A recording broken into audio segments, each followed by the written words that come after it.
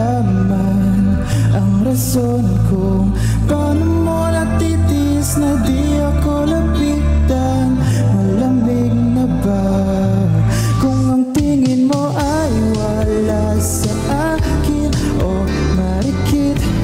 Maramdamin ako at kung nangungulila baka naman nasuyuin. Sulitin mo na to dahil kung hindi ko makayanin ang lahat, mawawalan na ng sinsaya puso. Kaya kung ang pag-ibig mo sa akin ay malamig, hindi ko na alam kung saan patungo.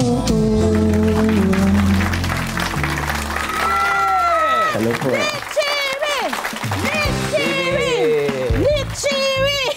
Nichimi, bumati ka naman sa iyo mga fans. So, hello po, good morning po sa lahat. Ako po si Nichimi, isang singer, songwriter, and music producer from Imus, Cavite. Yo! Nichimi, ikaw ba ay, marami nagtatanong, ikaw daw ba ay may lahing Japanese o Chinese o Korean? Hindi po, pure Filipino po ako.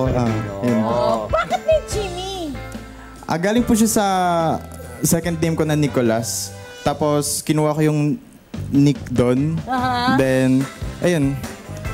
Ayan. Nilagay ko yung, binuo ko siya ng parang 3 syllables. So, para magtunog siyang stylized na Japanese. Sabi sa'yo eh, parang anime character lang, Pe. Oo. Eto na, friend, sa gitna daw ng pandemya. Noon, di ba yung kasagsagan. talaga namang kasagsagan, nagsimula ang singing career ni Chimi. Anong inspirasyon mo nung mga panahon na yun? ano o sino ba? Ay, grabe. Grabe ka na! Kasi maramdamin, parang feeling ko may pinanggagalingan yan, ha? Ano po, kadalasan po kasi nagsusulat ako fictional lang. Okay. O kaya sa mga nababasa kong movies, sa mga books. So, doon ko siya binibase. Tapos kung ano yung nararamdaman ko habang binabasa ko yun, parang, uy, ang sarap sulatan na ito ng kanta. Parang, So, kumusta naman pag ito ang nakaranas na ng mga emosyon? Kumusta naman? Kasi nai-inspire na agad siya sa mga binabasa pa lamang, my friend. Tama. Diba? Marami ng platforms ngayon, Nichimi, para mag-perform. At mayroon na rin, syempre, online platforms. Ikaw ba, ano bang mas gusto mo, mag-perform online o on the live stage, di ba? Para may live audience. para sa akin po, mas gusto ko ng live. Kasi, naman, no?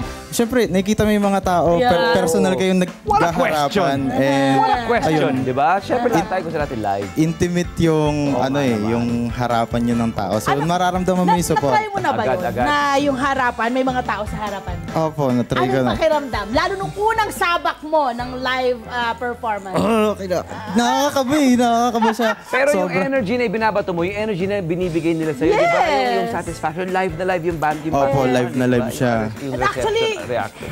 pwede niyang kausapin yung audience niya. Pwede niya makausap. Yes po.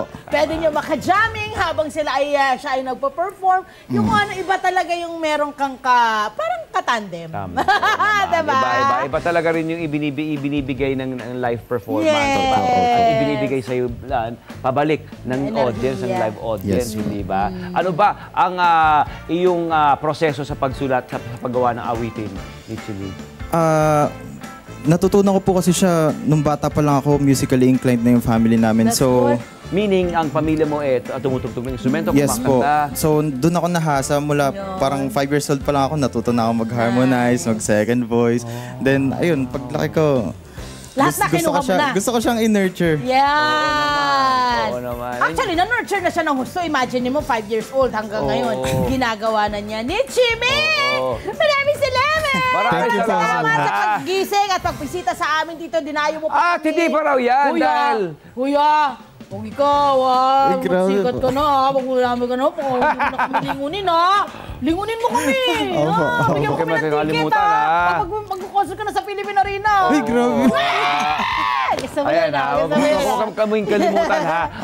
Siyempre, ito todo na ni Nichimi ang kanyang performance, ang kanyang hiyahandog na performance sa atin, siyempre. Let's all welcome once again, Nichimi, para sa kanyang awitin pala mga natin sa Net 25 Studio. Unang pahinag! Go, Nichimi! Go for it, bro.